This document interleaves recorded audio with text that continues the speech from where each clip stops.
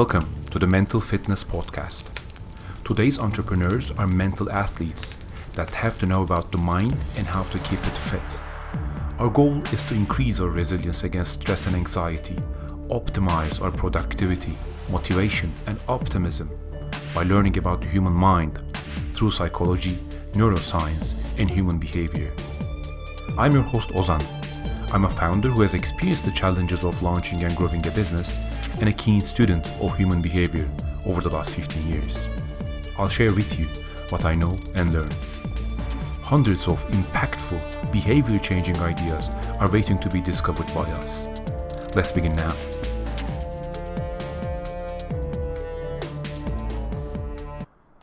Hello there. So I'd like to talk about the entrepreneur's dilemma. And this is something that I have both observed in what I do and observed in other people that I work with. So that dilemma looks like this. On the one hand, you have to give 100% of yourself, maybe 110% of yourself to what you are building because it is very competitive. You have minimal resources when you're building something as a solopreneur or with a small team.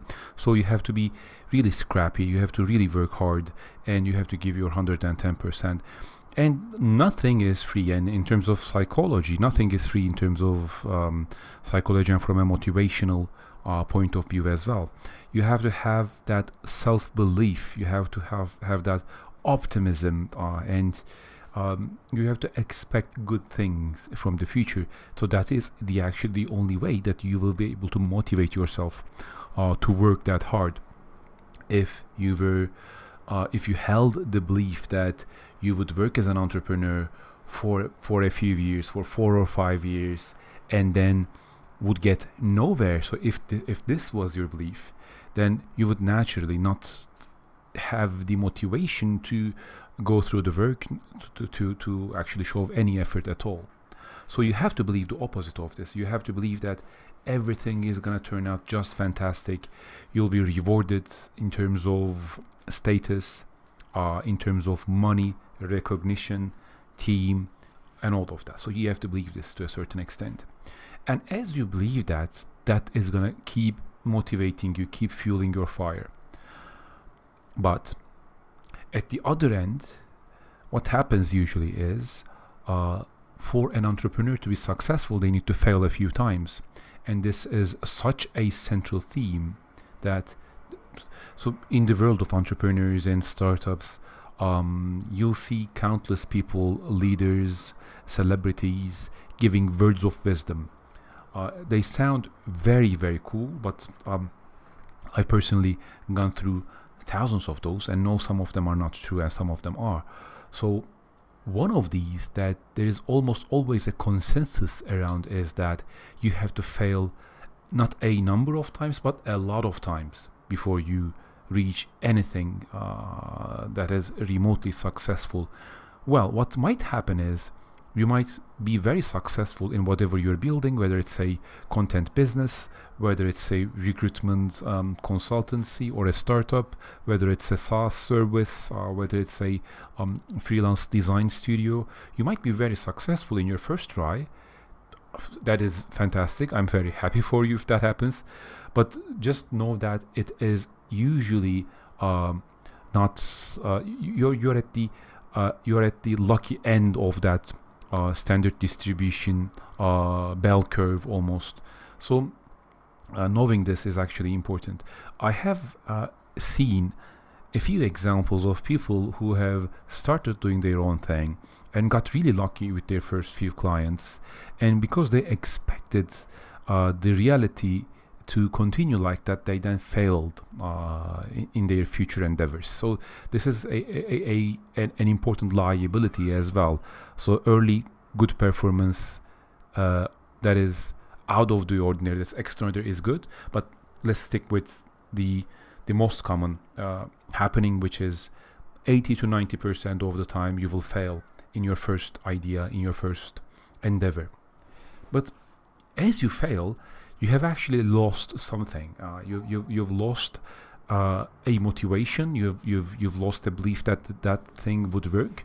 But the most difficult thing is that you will find yourself being challenged at a situation.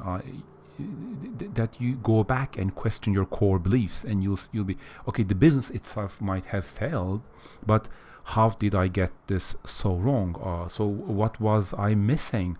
Why was my thinking flawed? Did I not research the market enough? Was there not a demand for this product?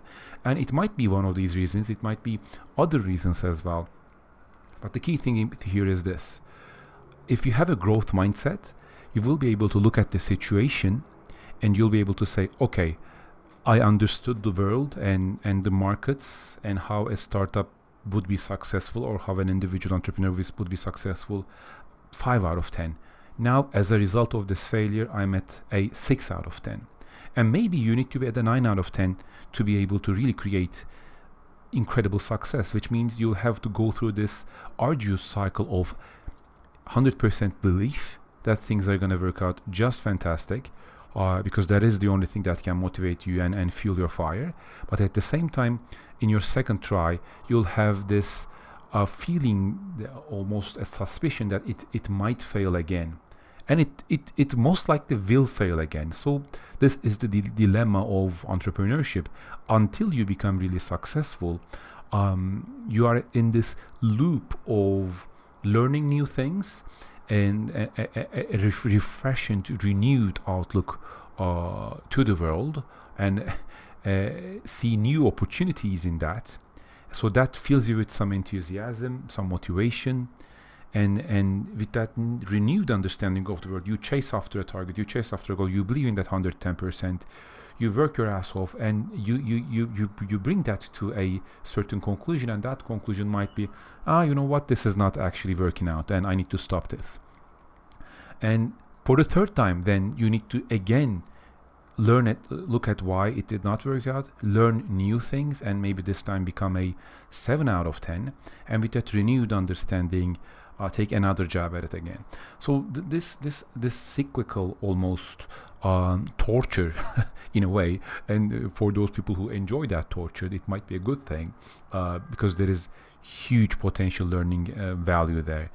So as an entrepreneur, in just 3 or 4 years of running through this cycle, you actually learn more than you would potentially working for 10 years in a company at the same role, or even in a smaller company and switching roles. So this is a highly supercharged, sometimes almost sadistically difficult, but crazily rewarding way of learning.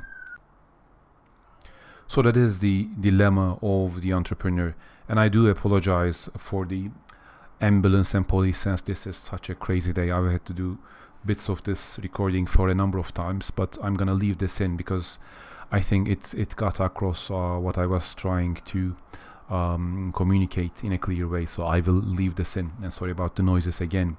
So at the core of that, as I said, is this idea of, okay, I know there is a certain potential that this is gonna fail, but I don't know how it will fail. I will want to learn how it will fail. What I will do is still believe 110% in this, give everything I got, and still be okay if it fails. So I need to almost hold two incompatible beliefs without a cognitive dissonance in the same head, in the same mental world.